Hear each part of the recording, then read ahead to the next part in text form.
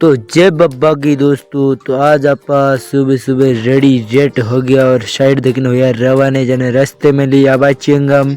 उसके बाद हम आए हैं साइड पे और आते ही सीजर लिफ्ट लगाया। उसके बाद हमने किया है क्लीडिंग करके हमने बनाई चाय पी के फिर हमने बनाया सीट।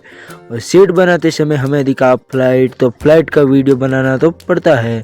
उसके बाद दिखा हेलीकॉप्टर, जस्ट हेलीकॉप्टर का बनाया वीडियो। उसके बाद हम गाड़ी पे डाल के लेके आए पानी।